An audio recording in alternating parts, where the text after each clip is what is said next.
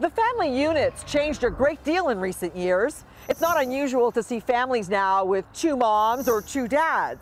Well, tonight we bring you a new twist that could once again redefine the Canadian family. Our Minna Rhee on what it's like to have 2 dads and 2 moms. Dave, Rick, will you help me get some things out of the car for your mother? Oh, hi, Mom. Hello, boy. If you need any help, just give me a yell. In the 50s, Ozzie and Harriet and Leave It to Beaver defined the basic family unit. Then the Brady Bunch brought us blended families in the 1970s. I have a lot of parents. 3.5-year-old Morgan is at the center of a reinvention of the nuclear family. He has 4 parents: Alexandra Vamos, Jen Woodill, Neil Seymour, and Jim Louisi. All of them are gay. I came from a normal heterosexual family with one father and 1 mother. But this is our normal, and it's wonderful, and it's a great blessing. Aside from their sexuality, Jen and Alex aren't any different from most parents on their street. They live in a 3-bedroom house in Toronto's trendy Beach District. The parent identity of me is way stronger than the gay identity. When the couple began to talk about having a child, they contemplated an anonymous donor from a sperm bank, but decided against it. They wanted instead to find a man who'd play an active and ongoing role in their child's life. They spread the word amongst their friends, and that's how they met Neil Seymour. I had a huge emotional response to that email because it was just so the right email. It was they said all the right things. Neil's husband Jim wasn't keen on the idea at first. They were both approaching 50 and comfortable with their lifestyle. It seems that it would threaten our relationship in some way, bringing another couple into the relationship and a child and what it was going to do to the dynamics of our relationship. But he experienced a change of heart as soon as he met Alex and Jen in person. Things have changed, and I'm terribly happy, and I'm grateful for him for kind of like twisting my arm in all this. But making a baby wasn't easy for the 2 couples. The men live in New York City, Neil travels constantly, and Jim works out of Boston. And when it came to insemination, timing was everything. One of us would drop everything and rearrange everything and try to get a flight, and it was not easy. It's challenging, but you know, looking back, we made it work. And the fact of the matter is, we have Morgan now, so who cares? Who cares how much work it was? They weren't doing us a favor. They were building a family that's their family too.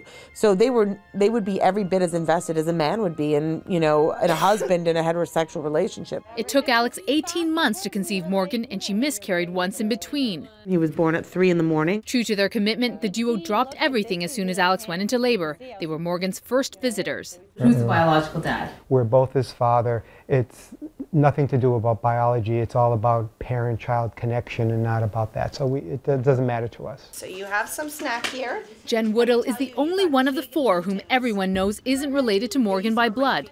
She is hurt when people accuse her of not being Morgan's real mother. I was there when he was conceived. I was there through the pregnancy. I was there at his birth. I've had many sleepless nights. I have been as involved as everyone else. Our voices rising, song together. Morgan is being raised Jewish. His Zaidi, or grandfather, Peter Vamos, looks forward to the day when this type of modern family no longer attracts any attention. There's lots of love, there's lots of care, and whatever difference there may be is seen from the outside, not from the inside.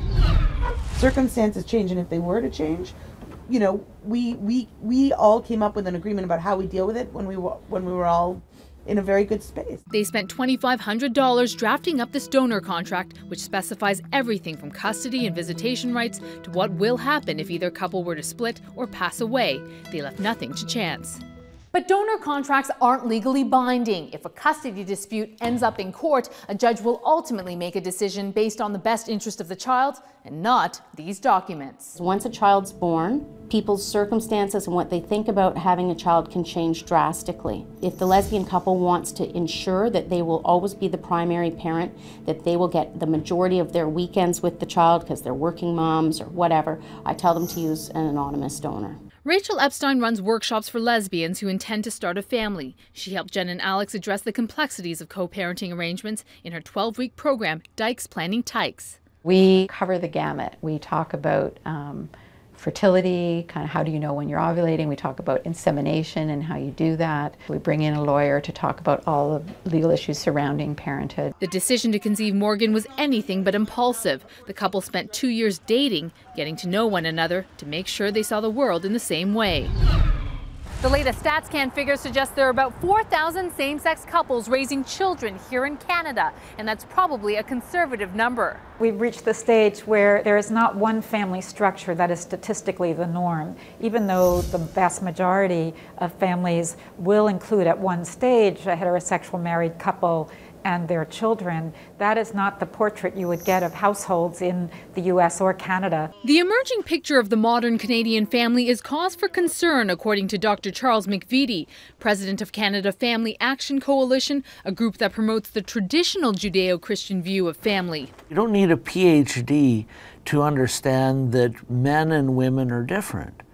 So you don't need to have great studies. All you need is common sense to know that two men are not going to do as good a job as one man and one woman. But Judith Stacey's research suggests otherwise. She says two lesbians can often make better parents than their heterosexual counterparts. I think on average, gay parents probably are a little bit better at parenting than heterosexual parents. It's not because of their sexuality, it's because of what social scientists call selection effects. It means that people are more likely to defer that choice to be a bit older.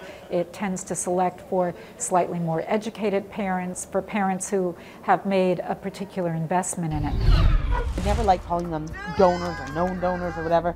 And we joked, I don't know if you remember, we came up with the word joy friend. Oh, a joy. So they're not our boyfriend, but they're bringing us joy.